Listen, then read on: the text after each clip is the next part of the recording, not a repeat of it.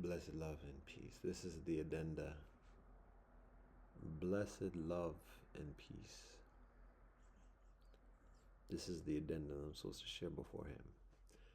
Just about the women's football as church. There are further components involved.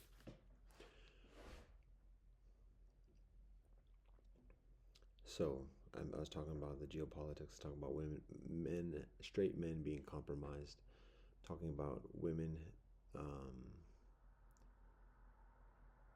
having further propensity for irrational divisiveness, but at the same time further proclivities towards thorough reconciliation.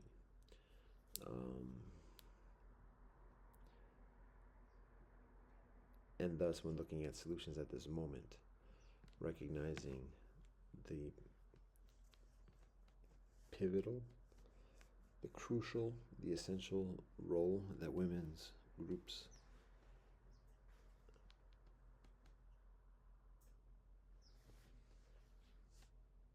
share are in this process.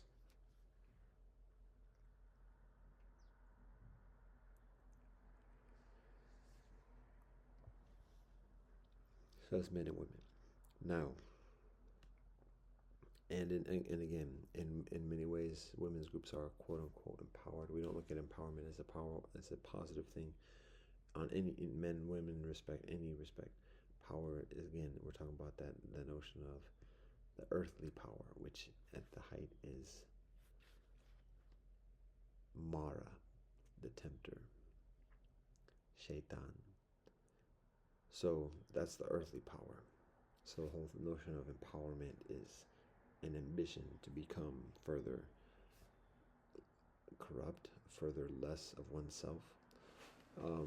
So anyways, that being said, women's groups are further empowered because men have been corrupted, and because when women have technology and knowledge, there's less of a need for men.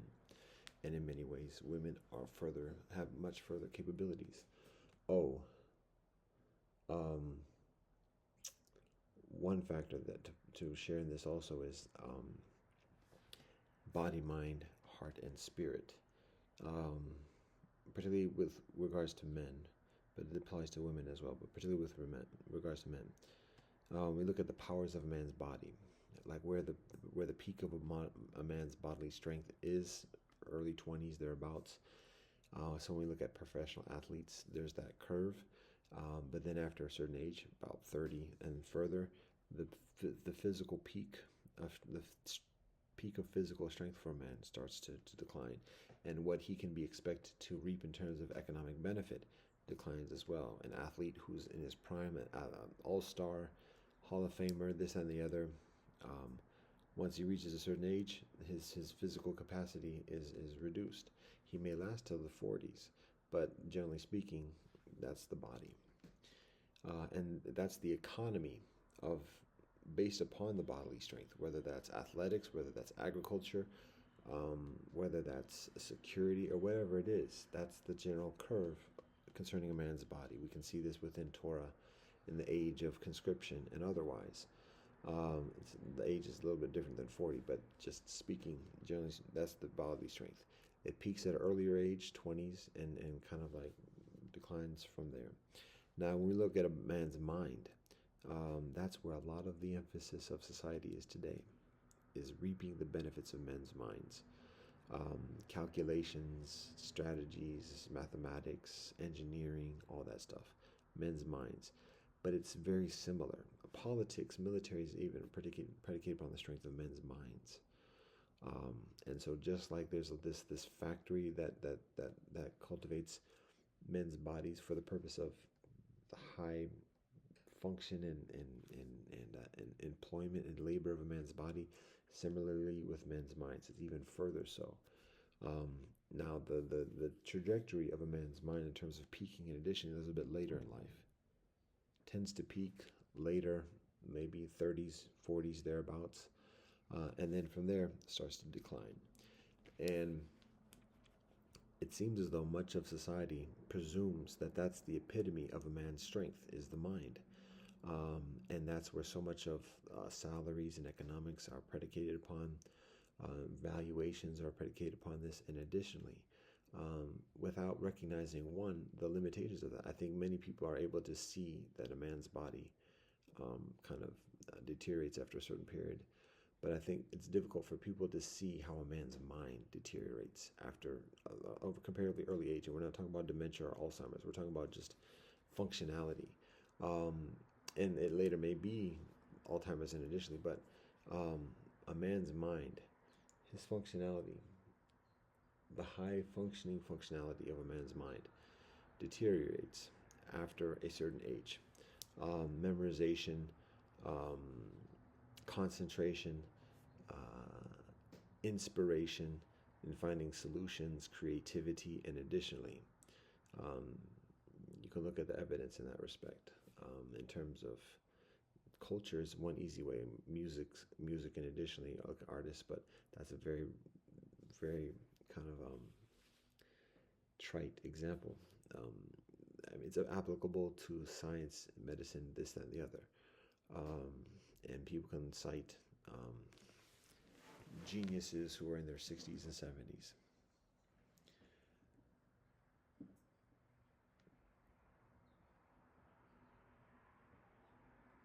A man's mind peaks, generally speaking, 30s to 40s. It's an unusual hour for bells to be ringing. It's 8:20.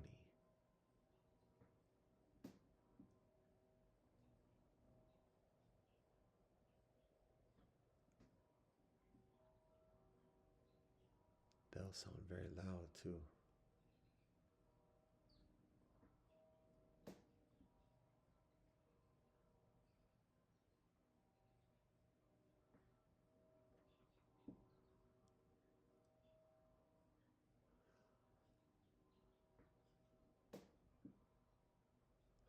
8:20.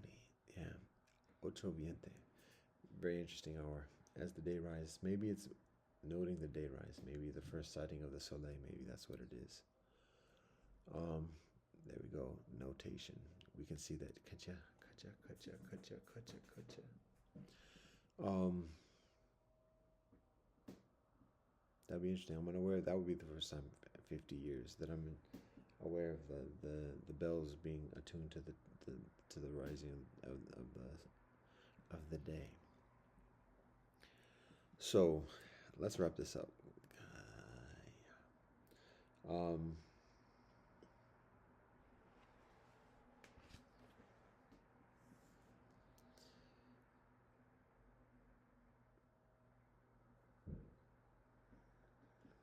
wow, we are fatigued at this point. I am fatigued at this point. Um, I've been at this for about 2 hours now, since early a.m. and just starting the day. The battery in the computer is even tired. Um, I'm talking about men's groups, women's groups. Talking about men's minds, right? So I'm trying to see how else to articulate this that might be further convincing. Because I think it's very difficult for many people to recognize that men's minds deteriorate after not just at a retirement, but at an early age. The functioning of a man's mind may continue on, but in terms of the peak, it happens around 30s to 40s. Uh, and there are a lot of causal factors in that as well. Um, but it happens just like a man's body. And so the economic implications are very similar to the economy that a man gleans from his body. Um, so that by the time 30 40s, a man is less producing. Now, the way circumstances are set up is that um, there's seniority and these other things that provide protections that are intended as motivations for men to devote so much of themselves at those early stages of life in order to have some kind of safety and additionally for latter stages. But in terms of his actual productivity and strength mentally, it deteriorates 30s, 40s. And again, it depends from case to case, and additionally, the sparrow was flexing beautifully. But that's the general thing. Oh, didn't mean to be so loud. So it's beneficial to recognize that. Um, I've talked before about man's heart, and additionally, we're getting into this murky thing because of where we're going with this.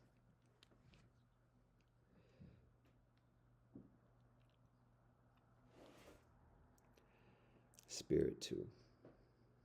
Later stages of life, generally speaking, peaking.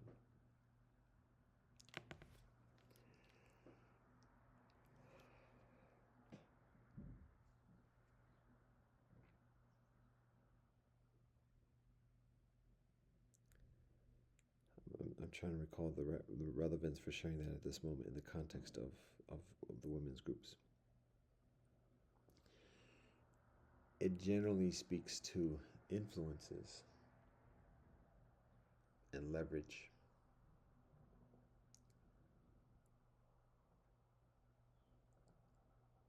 Value and need.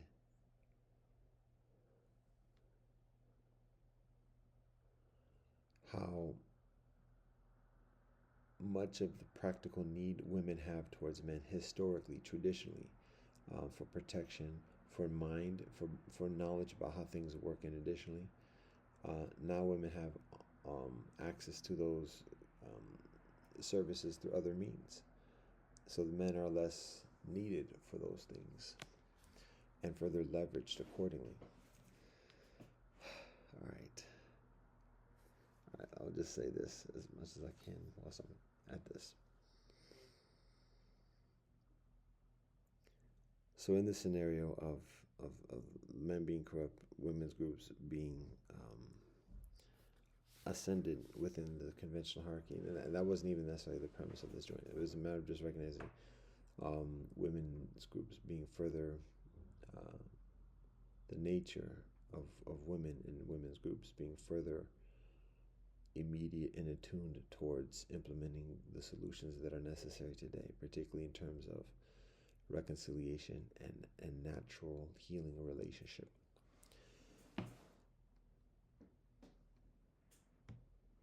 Now, in these mechanics of civilization, of society, we talk about men, we talk about women, but at the same time, women's groups are not all powerful. There are certain things that others have, certain powers or influences and leverage that others have upon women and women's groups. And specifically, we're talking about gay men. Gay men have certain powers immediately over straight women, even in these conditions. And that is something to deal with. That is something to contend with. That is something to get beyond.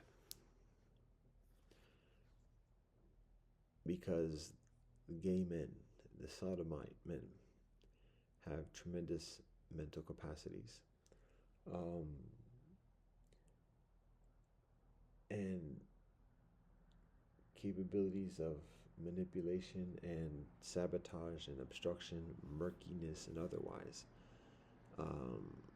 Knowing how the systemic things are, and manipulating things accordingly. And so that is something that to be mindful of continually, particularly in working with women's groups, because, well, I'm trying to be mindful of how much we conjure things just by articulating it, but at the same time we have to be mindful of it and articulate that mindfulness so that others can be similarly mindful.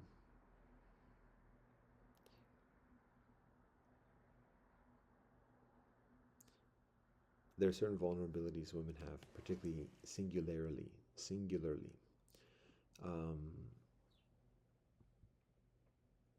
that render susceptibility to the manipulations and severe malice of sodomite men. And that, again, is something to be mindful of and prudent in navigating beyond. There are also capabilities that lesbian women have in terms of sabotage, obstruction concerning straight men. Gay men have capacities concerning straight men, and lesbian women have capacities concerning straight women as well. But we observe there being a cross kind of thing between gay men, straight women, and lesbian women and straight men in terms of malice and obstruction and sabotage and otherwise. So we're just articulating this amidst the conditions of what I previously described concerning women's groups, women's football as church, and the solutions of reconciliation, nature, and healing within our world experience today. With all thanks and praise to the Most High, Elohim, and blessed love and peace in Rastafari.